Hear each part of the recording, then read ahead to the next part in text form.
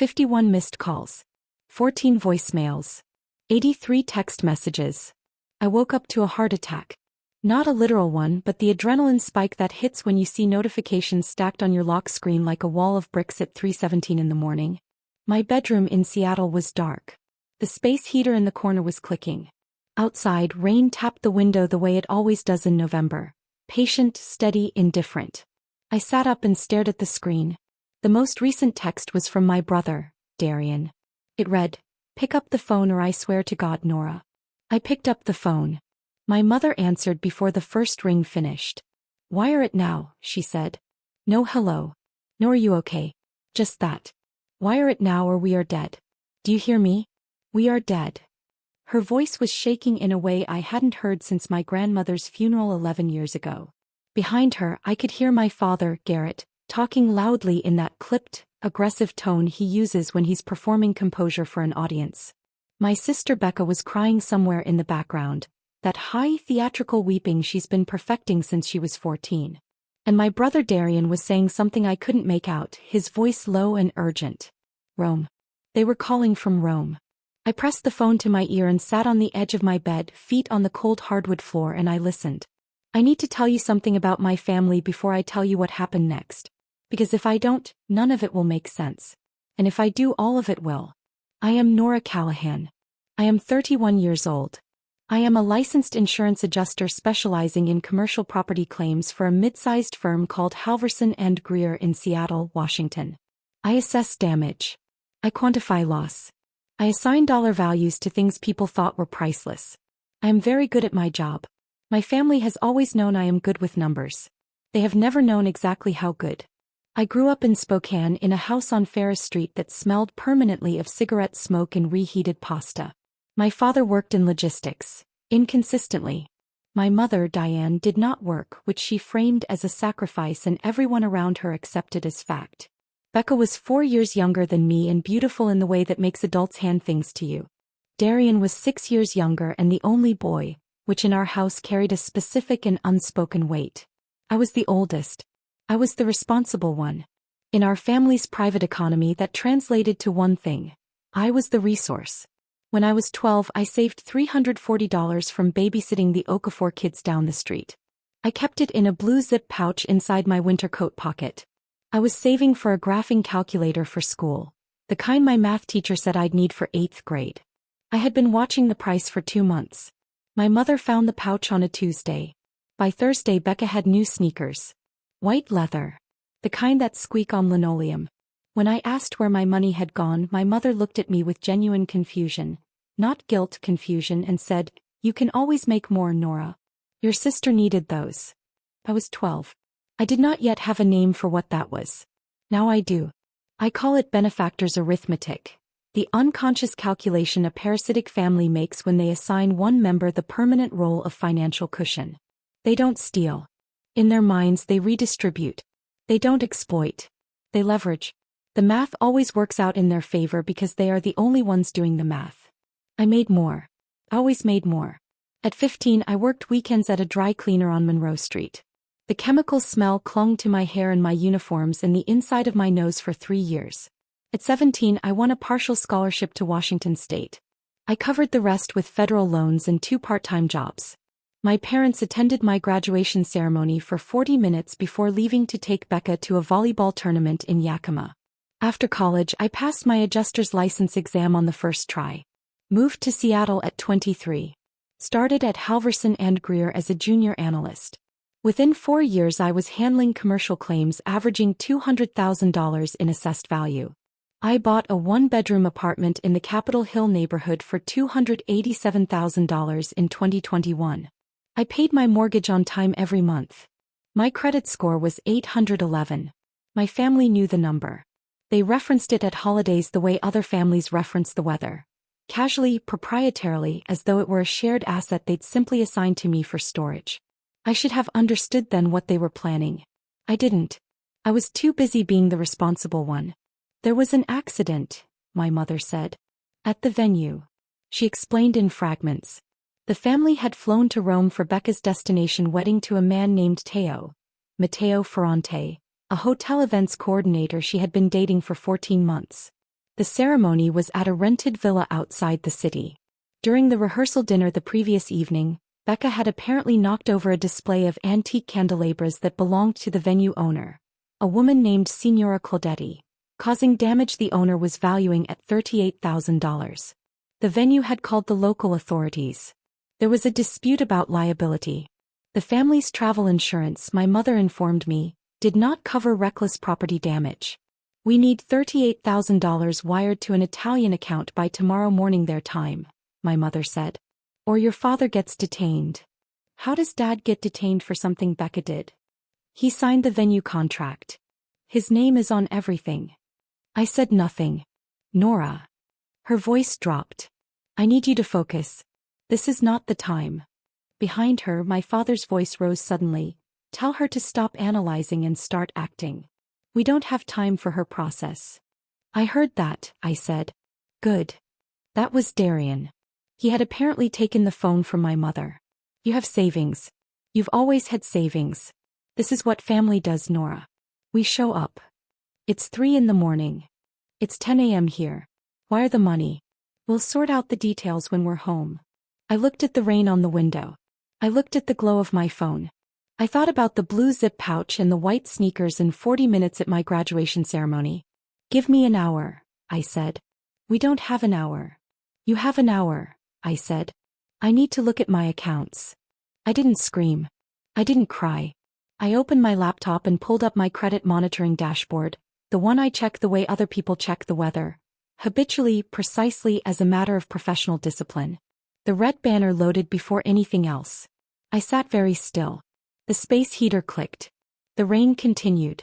Somewhere in Rome my mother was pacing a hotel lobby and my father was performing urgency and Becca was crying, and Darian was doing the math the way our family always does the math, and I was sitting in my dark kitchen in Seattle staring at 4 accounts I had never opened. A Citibank personal loan. $22,400. Opened September 14th. Spokane address. A credit line through a company called Meridian Financial Solutions.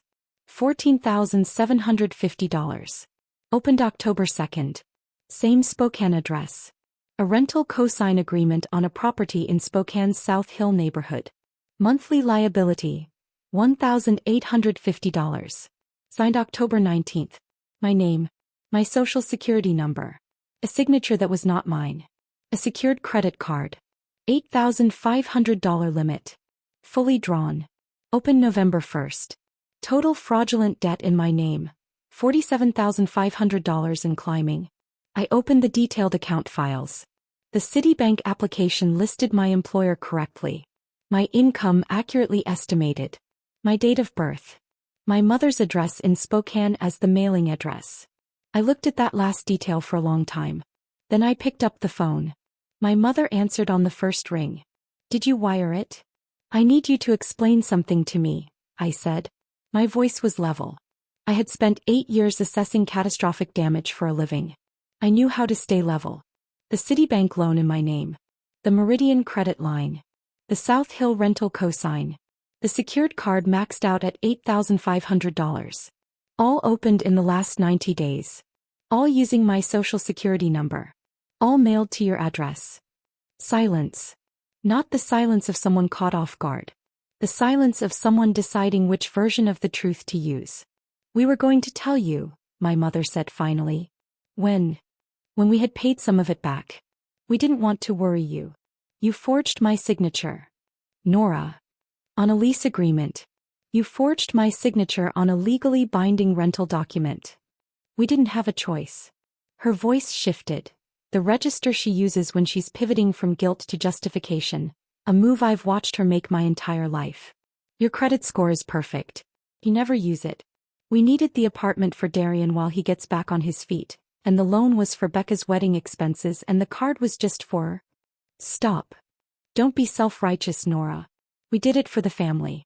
Everything we have ever done has been for this family. I looked at the fraud alert banner. I looked at $47,500 in debt I had not created. Put Dad on the phone, I said. My father's voice came on. Before you start. I'm not starting anything, I said. I just need to understand. You took out loans in my name. You co-signed a lease in my name. You did this without telling me. And now you're calling me at 3 in the morning asking me to wire $38,000 to cover a situation created by Becca's recklessness at a venue you signed for. Is that accurate? Pause. The situation is more complicated than that. It's not actually. It's very simple. That's what I do for a living. I simplify complicated situations into accurate numbers. I pulled up a blank document on my laptop. The number is $47,500 in fraudulent debt. Plus $38,000 in venue damages. Total liability you are attempting to route through me, $85,500. If we go down, my father said very quietly, you go down with us. You're on those accounts. Your name is on that lease. You want to play it that way, fine. But you are not clean in this, Nora. I had been waiting for it. I'd felt it coming the way you feel a storm pressure change before the rain starts. In the joints, in the back of the throat. I saved the document. I opened a second tab. I had called my attorney, Priya Mehta, at 4 a.m. on 2 previous occasions in my professional life. Once during a disputed $190,000 commercial fire claim. Once when a contractor tried to backdate a damage report I had signed. Priya answered both times. She answered this time too. Talk to me, she said. Her voice was alert. She has a talent for waking up fully formed, which I have always admired. I walked her through everything. The fraud alert. The 4 accounts. The forged rental signature. My father's threat. The Rome situation. I was calm and specific, and I did not editorialize, because Priya doesn't need emotion. She needs sequence. When I finished, she was quiet for 4 seconds. The forged lease signature is the most serious element, she said. That's third-degree identity theft in Washington state, potentially second-degree depending on the dollar amount. The loans opened without authorization using your SSN are federal. We're talking multiple felony counts. I know. Your father's threat about you being on the accounts, that's a bluff. Fraudulent account opening doesn't create liability for the victim. He knows that or he doesn't. Either way, it doesn't matter. What do I do? Document everything tonight. Screenshots with timestamps. The fraud alert, all 4 accounts, the mailing address. Email them to yourself and to me. Then call your 3 credit bureaus, Equifax, Experian, TransUnion, and place a security freeze on all 3. Tonight before they can open anything else. And Rome. Pause. Is there an officer present on the call? They said there might be. For the venue dispute. Then here is what you do, Priya said. I called my mother back at 4:43 a.m. She answered immediately. The whole family was apparently on speaker. I could hear all of them in the background, their collective anxiety filling the hotel room like a weather system. Did you wire it? Darian said. No, I said. But I want to help resolve the situation. A beat of surprised silence. I need to speak with whoever is the presiding authority at the scene, I said. If there's a local officer or venue representative available, I'd like to address the financial dispute directly. I have documentation. Why would you need to? Put them on, Mom. There was shuffling. Muffled Italian. Then a man's voice, measured and official. This is Officer Benedetti. With whom am I speaking? My name is Nora Callahan, I said. I'm calling from Seattle, Washington in the United States. I am the adult daughter of Garrett and Diane Callahan, who are currently present at your location. I want to assist in resolving this matter. However, I also need to report a crime. Silence on the line. I have documentation showing that within the last 90 days, members of my immediate family opened 4 fraudulent financial accounts using my personal information without my knowledge or consent. They forged my signature on a legally binding lease agreement. The total fraudulent amount is $47,500. I have screenshots of the fraud alerts, account details, and the mailing address used, which belongs to my parents in Spokane, Washington. I could hear my mother make a sound I had never heard her make before. Not crying. Something smaller and more honest than crying. I am happy to email this documentation to any relevant authority, I said. I am also in the process of filing a formal identity theft report with the Federal Trade Commission and notifying all 3 major credit bureaus. I wanted to ensure that the officers present are aware of the full financial picture before any agreements are made on my behalf. Officer Benedetti asked me to hold. My father came on the line. His voice was very different now. The performed composure was gone. What was left was quieter and uglier. Nora. Do not do this. It's already done, I said. Stop lecturing us. We needed the money. You have money.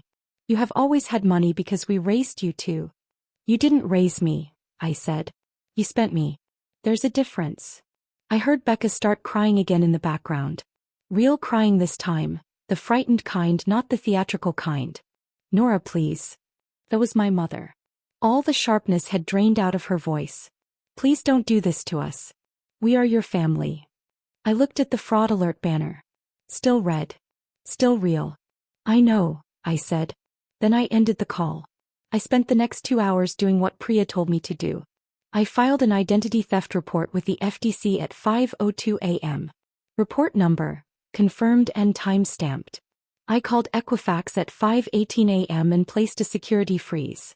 Confirmation code, EQ7741 NRC. I called Experian at 5:31 a.m. Freeze confirmed.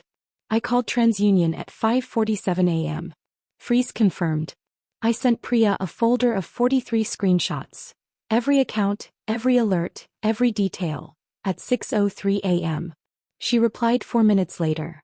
I have it. I'll contact the Spokane DA's office when they open. Don't respond to any further family contact without looping me in. I blocked my mother's number. I blocked my father's number. I blocked Darian. I left Becca's number unblocked. Not because I had forgiven her. Because she was getting married in Rome and she was 27 and I was not entirely certain she had known what our parents were doing. That distinction mattered to me. It didn't change the math. But it mattered. Priya later told me that within 72 hours of my call with Officer Benedetti, my parents had retained an Italian attorney and returned to the United States under a signed agreement with Signora Claudetti's legal representative. The venue owner had accepted a structured payment plan rather than pursue detention. Once it became clear my father had no leverage and no access to my accounts. Back in Spokane, the Citibank loan was flagged for fraud investigation within 10 days of my FTC filing. The Meridian credit line was frozen pending review. The South Hill rental agreement was voided by the property management company once my attorney submitted the forged signature documentation. Darian was evicted with 30 days' notice. The secured credit card issuer initiated a chargeback recovery process against the transactions. My name was formally removed from all 4 accounts. My credit score, after a brief dip during the dispute period, recovered to 809 within 4 months. My parents' combined legal fees in both Italy and Spokane exceeded $31,000. Darian moved in with a friend in Cheney. I don't know the details. I didn't ask. The South Hill landlord filed a civil complaint against my parents for lease fraud.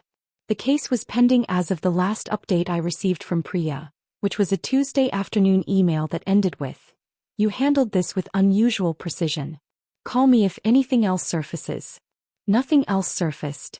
On the morning after I made those calls, I woke up at 7:15 without an alarm. The rain had stopped sometime during the night. Seattle in November occasionally does that. Holds its breath for a few hours and lets the light come through thin and silver and surprisingly clean. I made coffee.